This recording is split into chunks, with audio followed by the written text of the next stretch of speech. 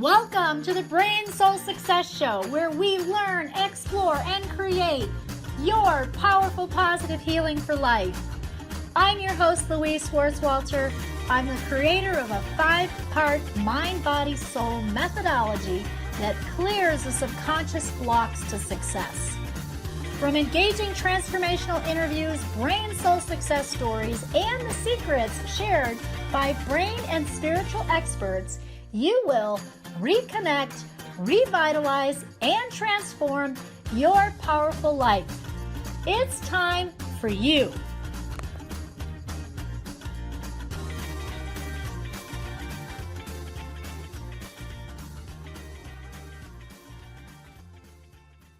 Welcome, everybody. Louise Schwartzwalter here with the Brain Soul Success Show. And this is the show where we learn, explore, and create your powerful positive healing for life. And I love working with entrepreneurs and interviewing, high-powered entrepreneurs like our guest today, Wendy Vaughn. And Wendy is an amazing sales coach. And Wendy, thank you for being here with us today. Yeah, thank you, Dr. Louise. I'm excited for this interview. Yeah, I am too. I always learn when we talk. I learn some amazing, tidbits about how to even perfect, what I'm doing, in my world. And so thank you again for the opportunity to be with you. I'm going to go ahead because I didn't know some of this about you. I love your background. You know what? I just learned you were a musician. So I want to read your bio here for everyone.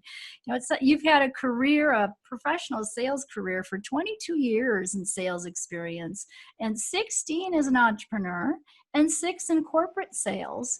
And you said even parenting was 50% sales. Yeah. I love that. That's great.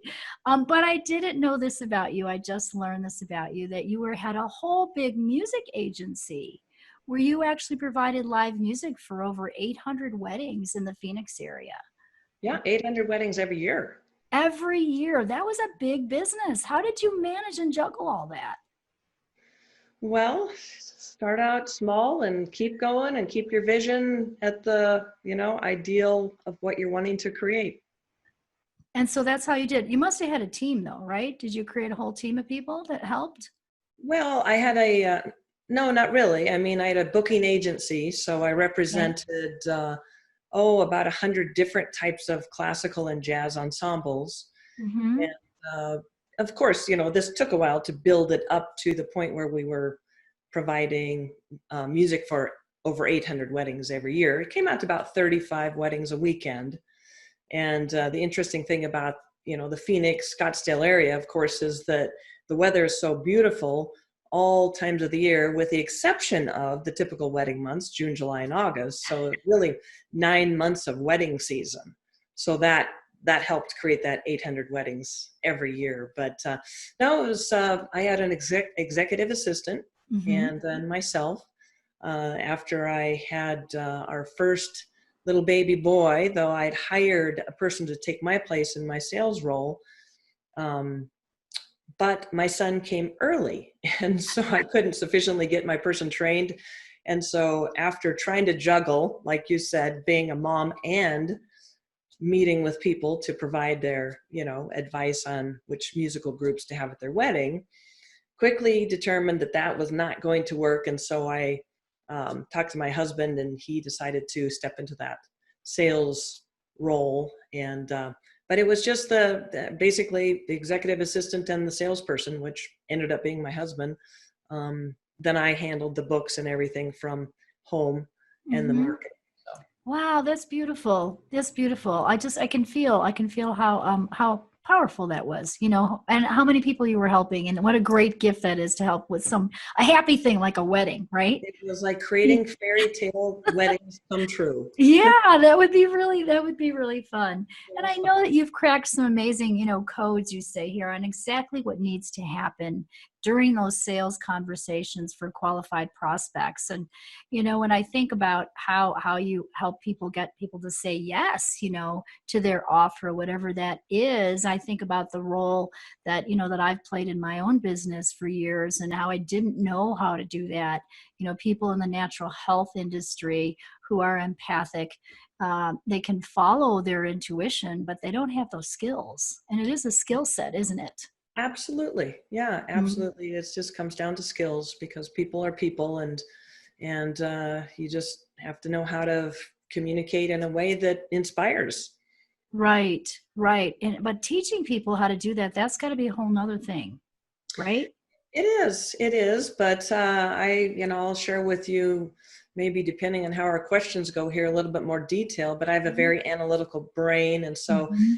and interestingly enough, during my parenting phase of life, I was a homeschool mom. And Mhm. so, um, being able to present concepts in an easy to follow, very clear way Mhm. has really helped me be a sales coach as well. So I can convey concepts in a way that is easy for people to just pick them up, run with them, and apply them. Oh, that makes so much sense to me because I do understand the brain. I'm kind of the brain guru person, and you've got to be able to kind of balance almost right and left brain and use both sides, use that intuitive side that you have, and also that analytical side, like you said, to teach. Mhm. To teach those concepts. I know you're just so awesome and so good at that. I can, I could totally feel that. And 16 years as an entrepreneur in this business, what have been, I guess I'm curious about how you even started. You went from the music industry, Mhm. how did you decide to become a sales coach? Well, yeah, so that was kind of an interesting path that kind of unfolded. So even just going into my career as an entrepreneur was a bit of a change in direction. I had Mhm. an ideal of being a symphony trumpeter, and that was my goal and my dream. But I found out that I just couldn't audition well, and I never could really crack that code, if you will. I didn't have a resource like you at my fingertips way back then, and so my trumpet professor suggested, maybe there are other options here, like go into business, providing music for people's special events. And so I went down that path, Okay. uh, and pretty much it was like going through a dark tunnel with a long stick and a little flashlight, uh, finding my way through it, because I had 2 degrees in music. I had a master's degree in trumpet performance. I didn't have any Wow. business. I didn't have any sales, nothing like that. So anyway, I but loved music, and found a niche that aligned with the kind of music that I loved, Mhm. classical and jazz. And I learned some very specific techniques to learn how to sell, and did that for 16 years. Like I mentioned, started having kiddos, and they all say, oh, kids change your world. And of course they did. And I realized not too far down the road, with having 3 little boys, that maybe triple digit summers weren't the best environment to raise kids in. I started looking around at what other families with older kids were doing, and realized that a lot of time was spent indoors. Mhm. With 3 boys, it just really wasn't how we wanted to raise our kids. So long story short, we sold our music agency. I say ours because my husband joined forces with me after, let's see, started it in 87, and he joined forces with me in 96. Okay. Uh, so then he took over the sales role, and I worked home based at that point, caring for the kiddos. And so we sold the agency because didn't want to raise the kids in the desert, like I said. And Mhm. uh, through another kind of long meandering trail, ended up back in Colorado. And the realization hit that I really needed to get back out into the workforce. There were some situations that occurred with a business that my husband was in with a partnership, and things didn't quite work out, and we were financially strapped, and so I needed to Mhm. jump back into an income generating role. Mm-hmm. And the only thing available really was, we were living in a ski town in Colorado, and didn't want to just work behind a countertop. So the only thing that was really a significant potential of income was a corporate sales position. And so I jumped into that role. Actually, I didn't jump into it. They didn't want to hire me because I had 14 years of being a mom. And Oh, interesting. it's, Mm-hmm. they couldn't see really the likelihood of me doing well because of how long I'd been out of a job, Mm-hmm. quote unquote. Mm-hmm. And little did they know that what I was understanding was, like I said, like you mentioned, parenting is 50% sales. So I've been in sales the whole time. Right. Not everybody understands that. So anyway, they reluctantly hired me into a role, an industry that I knew absolutely nothing about, healthcare IT staffing. Zero expertise, knowledge, anything. I mean, the whole language was a foreign language to me, healthcare and IT.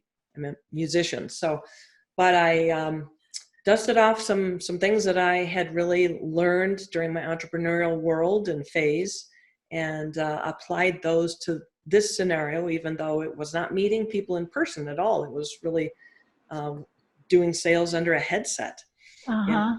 extremely competitive vertical. And within a year, I was the top sales producer.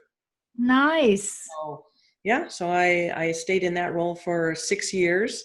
I don't know how long you want me to continue this, but I guess on into how did coaching happen, right? Okay, so was very successful, continued to hold that top sales producer role. Actually, my bosses were kind of scratching their head. How could this kind of, blah person Housewife turned sales professional.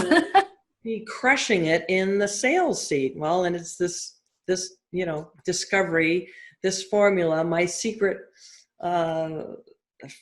formula that I discovered back in, coming from a struggling, shy, awkward musician. How could I become then this highly successful entrepreneur? Same kind of discoveries that I made then, I applied, like I said, to this corporate role. And Nice. so I kept getting promoted and, more accounts. I was generating a sweet 6-figure income. So it was a very successful world that I was in, but I then got promoted to a position that required me to travel. Oh, A huge territory in the Northeast. Of course, I'm in this ski resort town in Colorado. I get right. everything from Maine down to, Philadelphia, and just this big fat territory up there.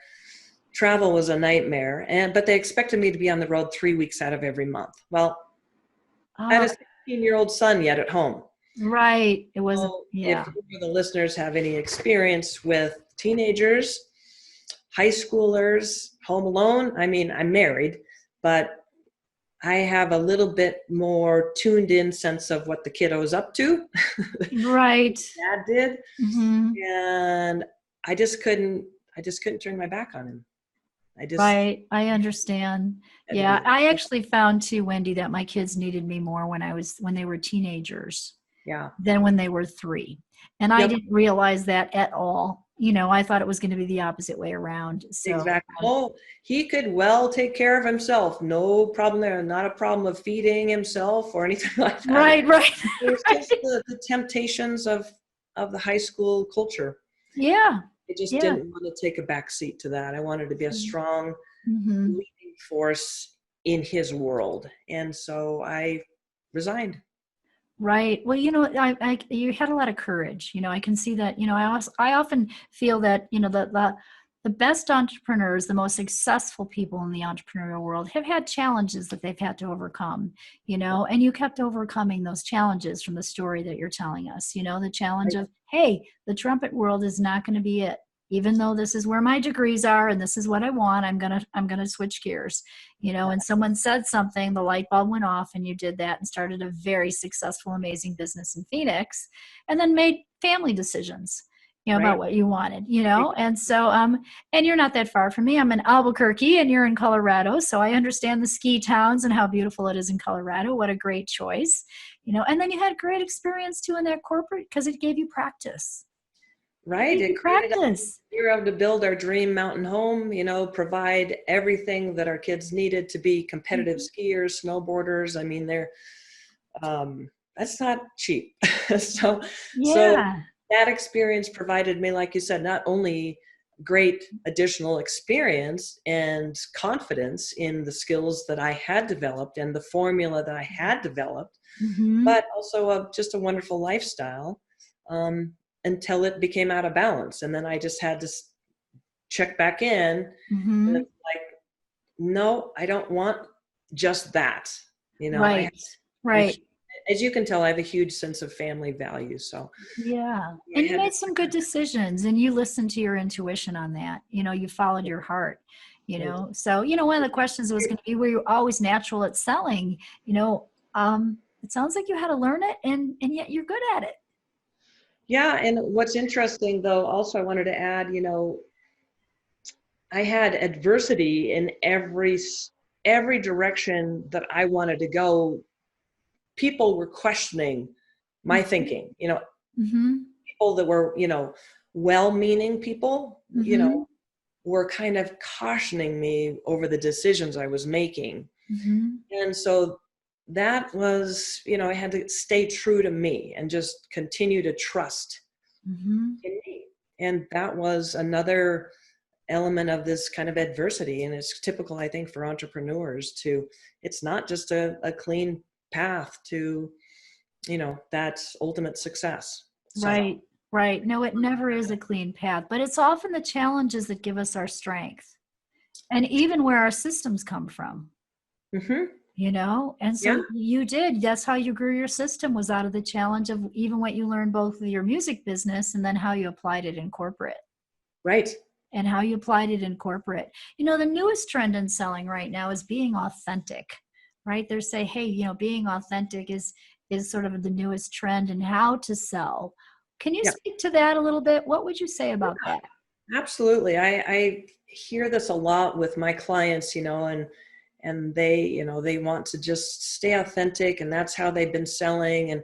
Hmm. And I have to pose the question to them, well, I should hope you're being authentic. That really conveys that you're being real, right? That you Hmm. are who you are being. Hmm. And that trend of being authentic is kind of a backlash out of the old school mentality of sales, right? And there's a big aversion to even the word selling or being in sales, um, because of connotations or history or just bad experiences that people have had. And so the flip side is being authentic, versus salesy and pressure and manipulative, right?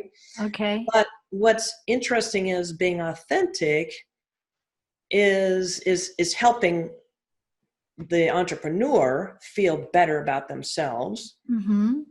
But the truth is, it's not providing the potential client with everything that they need, both intellectually and emotionally, to make their decision of whether to work with you or not. So relying on Right. being authentic is just it isn't the whole picture of what it's almost like saying I love carrot salad and that's what I am going to eat. I don't care if my kids are growing and they need calcium and protein and all these other things. For me, carrot salad is everything I need, so that's what I'm going to feed them. It's really focusing just on Good you point. instead of saying, okay, well, what do you need to Right. to make your decision to work with me or not? And Right. so this dovetails back to really what I discovered when I was truly floundering as an entrepreneur. I mean, going from a shy, awkward classical music nerd Uh-huh. Uh-huh. into a sales role. I mean, and let's face it, You're if right. you've got to be in sales. Let's just face it here. You can have your expertise, and your gifts Mhm. and all this that you're bringing to the world. But if you don't have the ability to get clients, you're not in business. Right. And unless you have a salesperson that's doing it for you, or you're just completely online marketing where you're, if you have to have a conversation with somebody to see if they want to work with you, it's a sales conversation. A lot of people call it an enrollment conversation, which is a different way of saying, I'm not going to say it's a nicer way because it's just different. It's a different way. It's just the label. Right. It's the The label label, of it. but Yeah. it's this whole authentic. I want to be authentic because I don't want to be a salesperson. Well, so as you can tell, this is kind of my soapbox, but Yeah, yeah. I was, but I can see. paradigm, right? It's a It paradigm. is a paradigm. Yes. Back to when I, was this shy, awkward, classical music nerd, I thought I could just be friendly and show them some, tapes or let them hear some tapes of some good music ensembles and they would buy from me, right? Mm-hmm. Well, no. They needed more than that in order to feel confident about doing business with me. And one of the things that transferred over from my music background Mm-hmm. is, and it again, it ties into my analytical brain, but it's my ability to see and detect patterns. Okay. And I was able to start noticing patterns in people's behavior based on what I was saying during this sales conversation. And I figured out that people need 4 psychological triggers or 4 psychological states triggered during the sales conversation in order to feel confident and excited about making their buying decision. Mm-hmm. And if all 4 of those weren't triggered, you'd get objections. People, Wow, that's powerful, Wendy. and so Mm-hmm. once I dialed this in, this powerful discovery, I put Mm-hmm. it into a formula, and that is really what I transferred over to my husband when he sat then in the sales seat. I said, all right, shadow me for 1 week, and I'm going to show you everything about what's needed here to have people feeling confident and excited about working with us. And so he did. He absorbed all of this, and Mm-hmm. it's not that complicated. It's not rocket science, like you said, Dr. Mm-hmm. Louise. It's skills, right? It's It's skills. a Mm-hmm. skill set. And once I, really dialed in this formula, it worked like magic. I could just be me. I could still be me, kind of my normal, sort of awkward, Authentic self, right? authentic self. You could be your authentic self. You're just using the formula Yeah, but that you came still up have with. people feeling satisfied and confident, no, because they have then everything they need to make their decision. Right. Right. So Beautiful. That's a beautiful way to put it. I've not heard it said that way. And I love the fact that you have a formula and you created a system and you're obviously good at training it. The first person you trained was your husband, exactly. right? You trained your husband in how to use it and you guys had success. So, Yeah, why change what's working? exactly. Why change what's working? And that's beautiful. So from where I sit, I have a lot of healer friends, energy worker friends, functional medicine doctors, naturopaths, biofeedback therapists. Um, we want to help people. But many of these people in my tribe, in my world, who are doing that work have no clue about sales and have no clue how to keep clients, get clients, they may know how to serve clients, Right. Yeah. they can do that. And I'm, I guess I'm not being judgmental or critical. It's just the reality of really what happens in different types of professions. Business coaches might have more sales skills, than sort of a healer person. And so that's what I've seen. And if I really think back, I've had to learn a ton. I've learned a lot. Can I keep learning? Yes, I learn from you every time we speak. One of the biggest objections that I know most people would ask you about is how do what's the best advice that you can give for overcoming the objection of I can't afford it? Mm. Yeah. That's a biggie. That is a common objection, and Mhm. it's it ranks right up there with now's not the right time. And it's interesting because people will come to you, right, and want the outcome of what you're offering, but then all of a sudden, they can't afford it. So what has occurred there? And Mm-hmm. it's the fact is, when you get that objection, like I said, if you're talking with a potential client, somebody that is qualified, it means that you either haven't accurately connected with their biggest desire, Mm-hmm. or you haven't clearly conveyed the real life impact of the outcomes of the work that you do. Okay. um, or it could mean also that they don't believe that they can get the results that you're promising. Right. So overcoming them is your question, but for a lot of people, that's where it slips into this kind of pressure mode, or, that confrontation creates that uneasy feeling, especially for healers and, Mm-hmm. people who work on an energy level with others. So that's, when I work with my clients, I always tap into what their personality is and what really feels right for them. Mm-hmm. And for a lot of people in the healing realm, it just doesn't feel right to confront. Mm-hmm. So when you say how to overcome that objection, what I actually coach is to, prevention is the key to, and what is that saying? An ounce of prevention is, that old Oh saying, yeah, yeah. I can't even think of it now either. Yeah. whatever it is, but The the cure. yeah, With the it's cure. preventing it. The key to it is front loading, if you will, your sales conversation or your enrollment conversation, so that, like I said, your prospective clients have everything they need to make their decision. And the formula that I discovered, and I'll go ahead and share this with you and your listeners, the key to really providing people with what they need to make their decision is you have to trigger 4 psychological states. Mm-hmm. And those are, you have to be likable. And you think, well, duh, that's obvious, but it goes deeper than just being friendly. You have to be trustworthy. And that goes deeper than just kind of sharing your certifications and the number of years you've been in business. Mm-hmm. You have to be credible, have credibility, convey credibility. And that goes beyond sharing case studies or testimonials. Mm-hmm. And then the 4th psychological state that has to be triggered is desire. And Mm-hmm. this is kind of a twofold thing. Desire comes out of a clear, I got to have that end result, as well as I want to leave this reality that I'm in. I don't like my reality. These are my top of mind Right. challenges. This is the outcome that I really want. So it's a combination of all 4 of those. And that's really where the magic happens. And when you get that objection of I really can't afford this, it's, Dr. Louise, I hate to say this, but it's kind of a smokescreen, because Okay.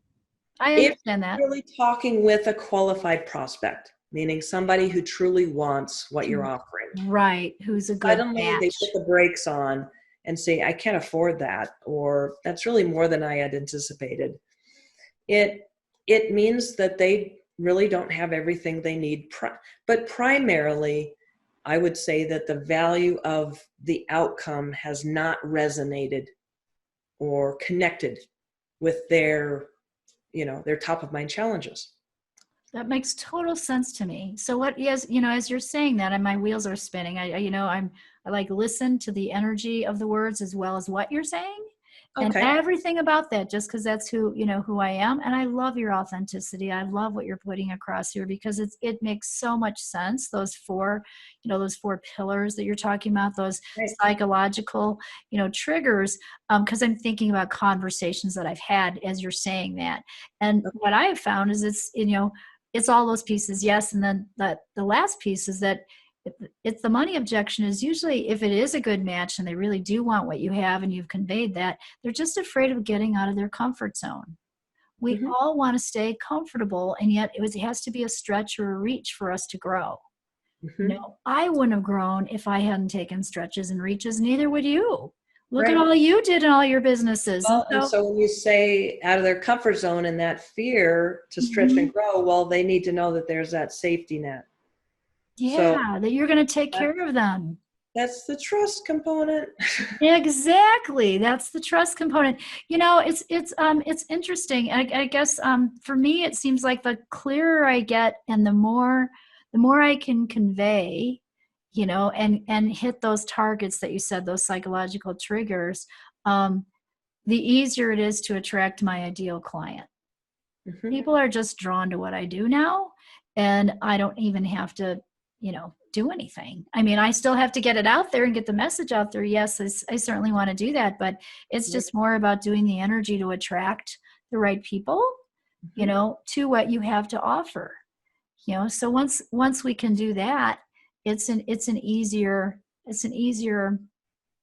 movement for the person, decision making for the person. Yeah. The other story that I'm thinking about that I want to share with you, just so our listeners can hear this too, is you were mentioning how it's important to listen to your clients, or listen to your people for what they want too. Mhm. Even in the world of business, period. Some of my most successful group programs have been going on for 12 years. Mm. And the reason is because the first idea was mine. So it's Brain Boosters. And in the fall, I started 12 years ago with all my ADHD, dyslexic kids and parents in my office, and said, I figured out how to work on groups all long distance. I can send frequency to help balance the brain. Um, are you guys, going to do this experiment with me? Are you up for this? And it was literally started as an experiment. And it was because the kids couldn't come weekly, just like you were a busy mom. And, whether it's soccer or music or this or that, you can't get the kids to the practitioner every week because they're just busy and Right. they've got school and everything. So this is a way for me to do it long distance. Well, it worked so beautifully that then my client said to me, now we want you to work on weight loss. Can you do that with your amazing little machines? So then it started as a weight loss program, but it was their idea. Right. And it Yeah. turned into anti-aging. And then it was just so fun. I can still see this 12 years ago because I had a raffle. I had a big like contest raffle for the name of the next group, because then they said to me, we want you to create abundance for us now. Can you help with that? And I was like, oh, that would be so fun. Let's try that. So it all stemmed from their questioning their desire. Yeah. Yeah. And Their listening, desire. listening to what they have as their top of mind challenges. Yeah, and so I find that that's also very powerful, and I probably am not always doing that enough. And I think it's just a whole nother thing we need to start doing, especially with COVID. Yeah, it's interesting because that's one of the from my side of the fence. That's how a sales script can hold you back from Hmm. from just being able to really tune in and listen. So, when I'm coaching my clients, it's more of a framework, Hmm. guardrails to stay within. It's more like, when you're a pilot, you sit in the cockpit and there's this checklist, check, check, check, check, check. So as you're having this enrollment conversation, have this kind of, okay, is this being accomplished? So it's, again, like you said, just listening to what people want and being able to provide that. And then from the sales perspective, providing for them what they need in order to make their decision. But yeah, I love that. I love how you've evolved your business, just meeting with people's next top of mind needs, and Yeah. they're perceiving, they're realizing the benefits of working with you, obviously. Yeah, it's just been a journey. I've learned so much. I really love the journey of the entrepreneur, and what we learn, because I know that our own self-growth very much matches the growth of our business. True. And I could tell that you've done such great work, in all of your businesses across the board, in training people and working with people now and helping them, get better at those sales and enrollment conversations with your Yeah. And tips. It's awesome. I love that. I mean, I love sitting in the sales seat in my, wedding music agency. I love showing up to weddings and seeing the string quartet or the jazz combo playing and smiles on everybody's face. I love that. And I love sitting in the corporate seat and the the recognition and the top producer and all the awards, and send me and my husband to the Grand Caymans and this incentive trip and all that. But nothing compares with the satisfaction of seeing entrepreneurs, coaches, practitioners suddenly gain that confidence and that ability to then acquire clients to serve, to bring their talents and expertise to so many people and make such a huge impact. That for me surpasses all the other, exhilaration. So I love how you're bringing to the point that, it's such an exciting trail or path to take as an entrepreneur, but seeing others, have the benefit of the work that you're providing is what really brings the joy. I think you feel that too. Yeah, yeah, I can tell your passion. And again, I just love that because I do feel that the best entrepreneurs and, and coaches they're passionate about their work, really passionate. And we can feel that from you. So I just love that, Wendy. Thank you. I know that you have a free gift for us because your wisdom is just so beautiful. You have a great right and left brain. Do you know that? Oh, well, I is analytical, so you're using both sides of your brain so completely beautifully. You're such a great example of that. And again, I didn't give Wendy a test before we got on the call, everybody. This is just an intuitive hit, from our conversation here. So it's just so awesome. But you have this awesome, it's sales blind spot, right? Something with a free gift for us. Tell us about that. Yes, I would like to give this to your listeners. This is something that it taps into my zone of genius. I have almost this X-ray vision when it comes to listening to other people's sales conversations or enrollment conversations and really hearing where there's a blind spot. It's something that they're unknowingly saying or not saying that is causing prospective clients to slip away, because I hate having, entrepreneurs be okay with people vanishing or ideal prospects saying no. For me, that's like, if you could just tweak this one little thing. Right, right. So I call this a sales blind spot. Okay. Coaching. And this is where I spent about an hour and a half to really dive in with, understanding the current sales process, approach, enrollment conversation, if that feels better, and just listen to it and identify what component is missing. Where if, we just shifted one little thing, it's usually one or two, minor tweaks, and literally it makes quite a significant difference in terms of having the prospective client saying, yeah, this sounds great. What's next? That kind of a response versus, well, yeah, sounds interesting. Let me think about it and I'll get back to you. That's like, Right. It's a coaching session that I'm offering as a gift. I normally charge for these sessions, but I'm offering as a gift to your listeners.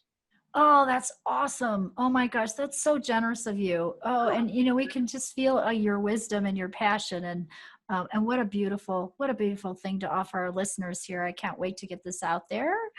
I don't know. Do you want me to share the URL, or were you? Yeah. Go, I'll put it in. I'll also put it in the notes. But please share it so we have it recorded. Okay. Yeah. So it's my website which is predictablesalesresults.com, and then it's /blind spot.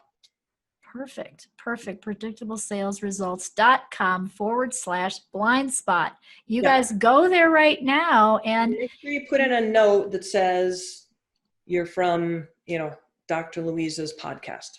Okay, so put that note in there so that you can have that, opportunity to speak with the brilliant Wendy Vaughn here and get her tips on how you can change those enrollment conversations and have better results, because I know you're going to get those. So that is awesome, Wendy. This has been such a gift to spend time with you. It's been my pleasure. Yeah, it's been really awesome. I love your energy. I love what you're doing in the world, and thank you again for being here.